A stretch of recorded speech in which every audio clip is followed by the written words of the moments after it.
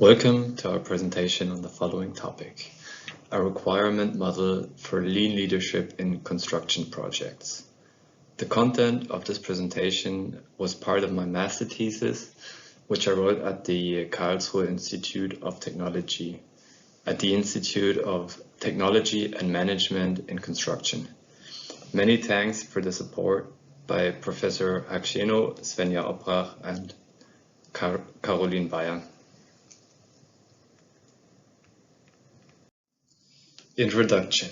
First, we need to ask, why lean leadership? The answer, a successful lean transformation requires that the human factor and leadership must be taken into consideration. Lean leadership is an essential component for cultural change. Further on, studies showed that leadership has an important influence on the work efficiency. Currently, research focuses on how to train leaders and their team. Whereas the research question which this presentation is based on goes back a step. To which requirement does a lean leader need? Methodology and literature study. Relevant studies were identified by means of a keyword search. The results were divided in 3 related topics, which are lean leadership at Toyota, traditional leadership, lean leadership in construction. Based on this literature study, requirements for a site manager resulting from a lean leadership perspective were identified and summarized in a requirements model. Requirements model. The foundation of the model consists of the basic requirements for lean leadership. The cultural change in leadership requires a selection of suitable site managers according to their characteristics. A general capability to lead is necessary to be a good lean leader. Furthermore, it is necessary to establish an improvement culture. While currently penalties are often imposed in response to mistakes and problems, in the future it will be necessary to create a culture of open asking questions, asking for help, or speaking up when errors occur. Therefore, it is important to see errors as opportunities for learning. Learning from others and building a platform to occur innovations should be focused. The requirement for the site manager is therefore to act as a role model. The subcontractor must also be integrated into a continuous improvement process by encouraging the subcontractor to question its own processes and enabling him to solve problems independently. Another basic requirement is the organizational and project structure. The construction site as a place of value-adding activities demands a well-considered structure and organization. On the one hand, the site manager needs the support of the top management in the implementation of lean methods. On the other hand, it must be ensured that the operative, value-adding personnel are involved in decision and designing processes. The traditional top-down structure does not achieve appropriate communication.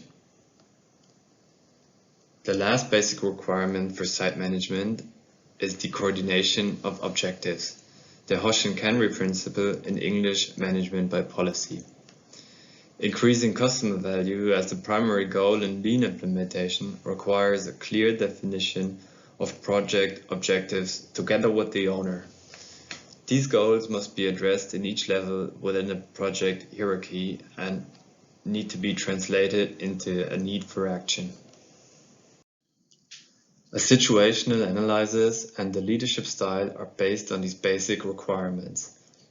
Self-development and qualification rely on the lean principle of continuous improvement. They are based on a situational analysis. Without an assessment of the abilities of the manager and individual employees, goal-oriented development is not possible.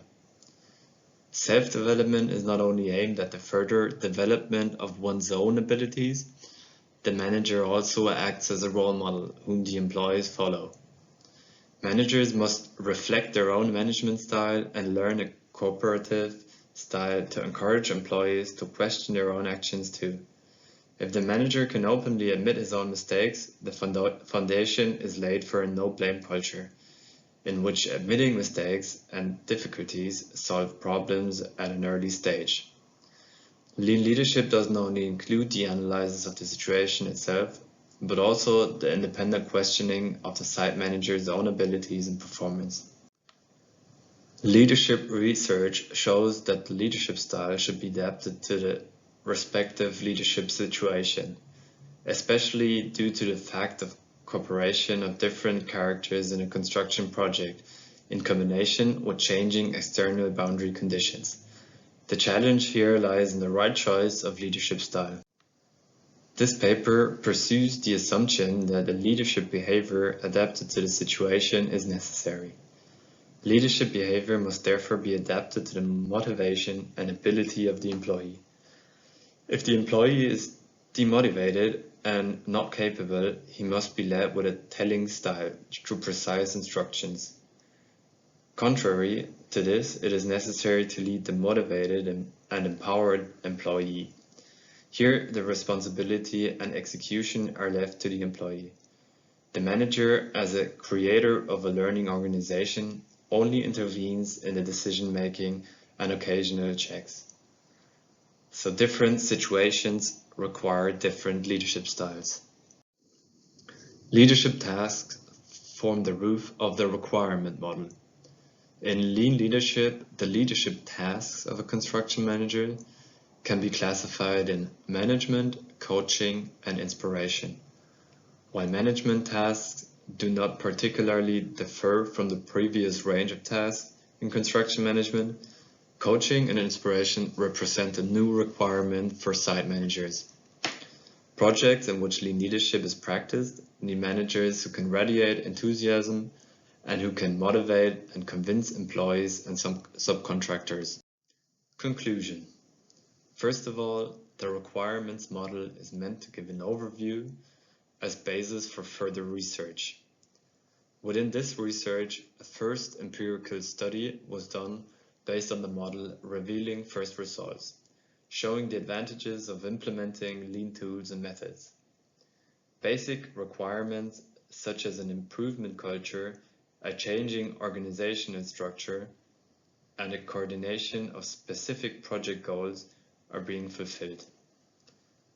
Daily meetings on site within lean methods lead to more transparent communication on eye level within the project team. Mistakes and problems are highlighted in an early project stage, goals are translated into needs for action, and construction workers are included in decision-making processes.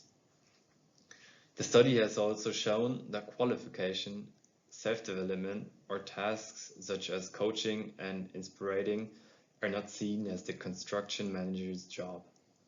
Also, the leadership style is not adjusted to the actual situation. Further research and empirical studies are planned to further investigate lean leadership in construction projects. Thank you for your attention. Feel free to contact us if you have any questions.